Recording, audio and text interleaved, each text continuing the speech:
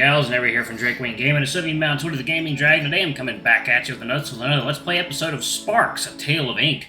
So yeah, before we jump into it, just want to let y'all know that our Patreon is now up for as little as $5. Y'all can help support the channel, get some awesome rewards like permanent access to our community Discord server and full access to upcoming Not Safe for Work videos. Anyway, let's go ahead and jump right back in. Alarm chain, you are up, and let's go. Alright. Gale's eyes darted towards their sleeve and then swiftly back in the direction of their opponent, who felt a sense of self-fulfillment. Zhangken's weapon now rested in his non-dominant hand, while his fingers remained in the form taken on after using his spark. Gale simply sighed as they noticed that Zhangken had no intention to wield the sword properly again. With one hand, they quickly killed the flame, marking its dying breath with a hiss. Zhangken felt disheartened and dropped his guard, focusing on the spot he planted the fire on. Foiled this easily. He could not see the follow-up attack coming and aimlessly swung his blade around. Gale feinted a strike and spun around, stopping with his sword's tip right at their opponent's throat. You are dead. You should use more fire if you want to actually harm me, or distract me even. As you cannot burn me directly, you should also have chosen a different spot for application. Learn how to wield a weapon if I teach you how to. Every breath that tries to teach but does not reach you is wasted. Pay attention when I demand it. Everyone knows you can easily absorb the lessons if you are interested in. Oh, looks like read just this foot pillow on the bottom here. There we go. Okay. Alright. Or stop coming to my lectures altogether so as to not waste mine, your, and everyone else's time. They sighed and pulled the sword back, simply beckoned for the other blade. Dull. The same sensation went through the room again, people shuddering at the pure power flowing from Gale's mouth. The swords were placed back where they belonged, and Gale looked back to the small patch of burned fabric on their shoulder. Such an insignificant attempt at diversion. What were you thinking? That the combination of spell and optical change would get you distracted enough for me to strike properly. Perhaps try to go a little bigger next time. Why not the entirety of my jacket, or plant it on my glasses? It wouldn't have worked on your glasses. They're made of iron and glass. You know my spark doesn't work like others. Which simply shows me that you cannot be trusted with expanding it on your own. You will have to adapt, eventually. Thanks. They turned towards the students who watched the quick duel, eyes focused as they wandered through the rows. I presented to you all a prime example as to why you are not to slack off in regards to your training.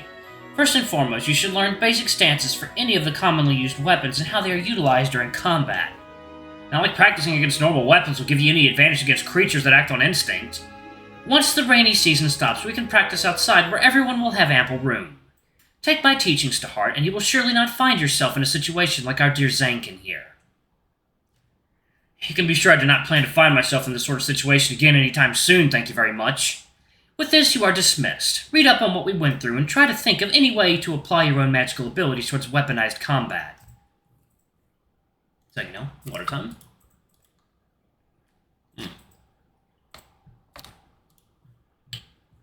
The crowd of students lifted slowly, packing their books and writing utensils as their gazes lingered on Zhangken and Gale in the front.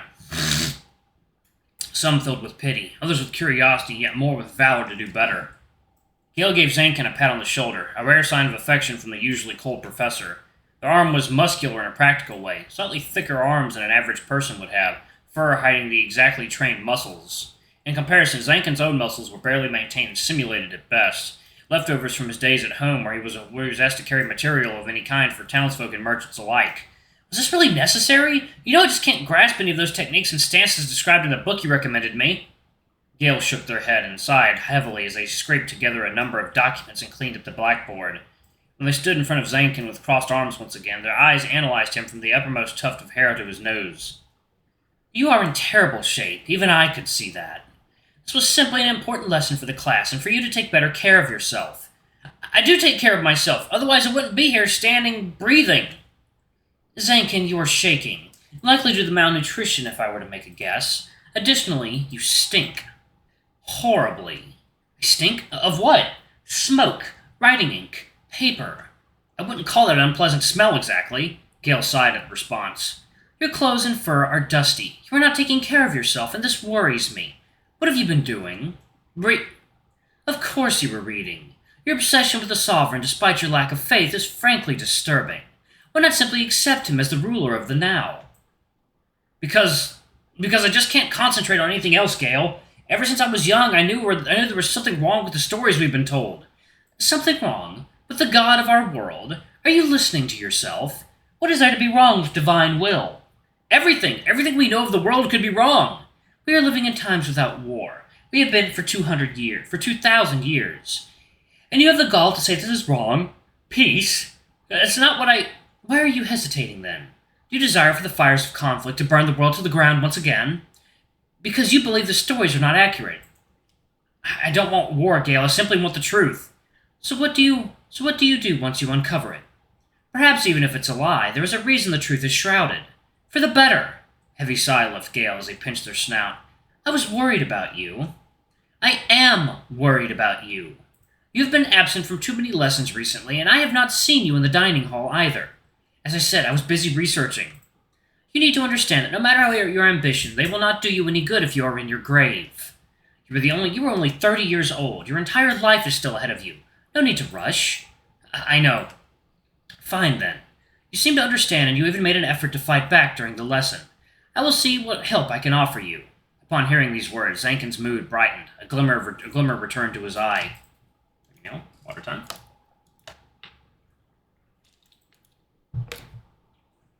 Once it had vanished when he felt the bitter defeat at his friend's hand.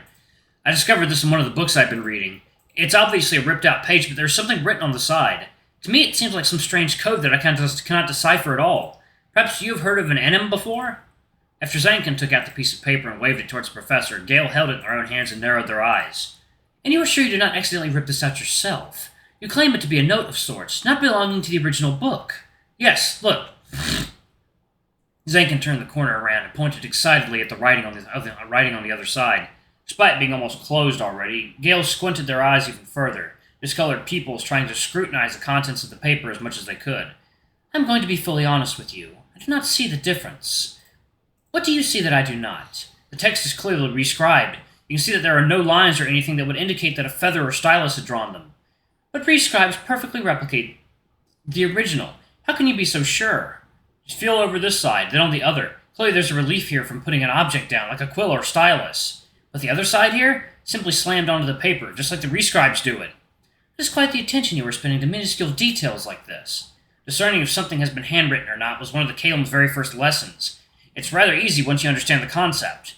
Honestly, I'd rather keep myself from his curriculum. My parents may trust him, but he encourages people to stray from the sovereign too much. Additionally, the ink the verdant tongue is written on has a different coloration, same as the page number. The note is a message from someone, and they are or were at the academy. Gale looked up at the explanation to open their eyes again, tilting their head and smirking slightly. Full glad I am that your studies are bearing fruit, but where in all this do I fit in? I will not be able to tell you what page this torn-out piece belongs to. In excitement, Zhangken began waving around the note even more, his tail swishing back and forth while his ears began to twitch. It was quite a different sight from Gale, who kept full control of their expressions. I wanted to ask you if you knew any professor, faculty member, or student had this writing style, of the code, I mean. And why should I? Come now, don't act so coy about it. Everyone knows you can easily recognize if a student wrote someone else's test. Because I can control all the tests of a single class. Yes, but this stays true even if someone who already graduated helps a student. I know what happened before. So you want me to breach the duty's trust that has been imposed on me for a little puzzle that might as well be the combination to the safeguarding vault of a professor or student attending the academy, trying to entice me that I shall shirk my many responsibilities for you, a friend of 1 year. Is that correct? Indeed it is. Even if I could, I do not have the foggiest whose writing this might be. Ashes! But I do think I know someone who could potentially help us. Second now, water time.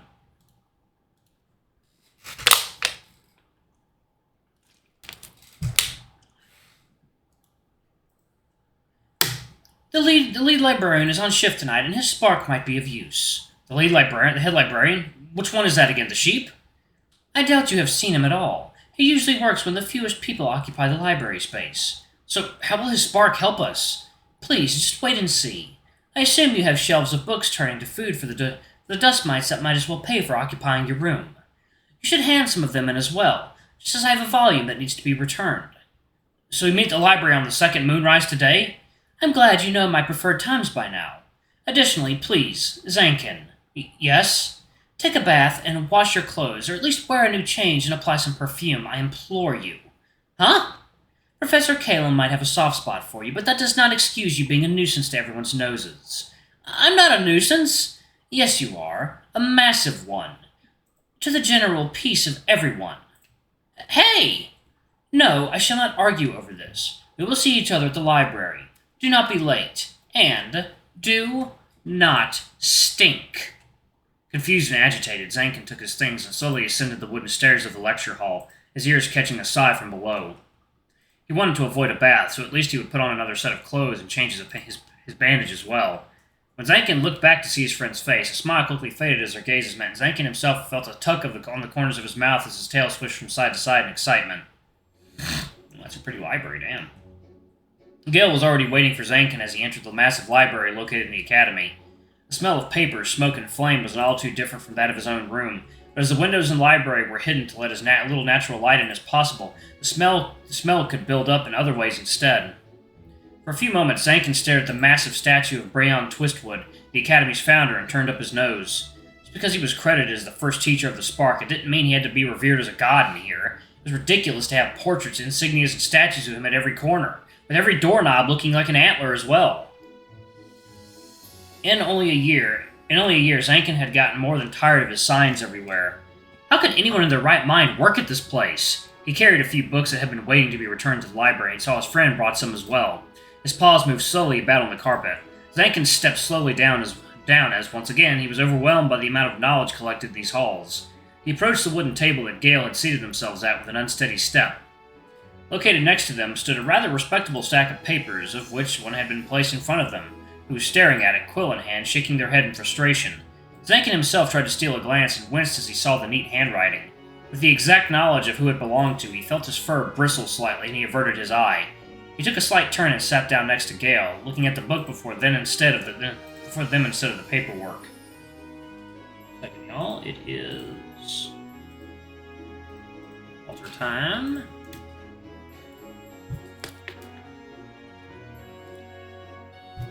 Okay.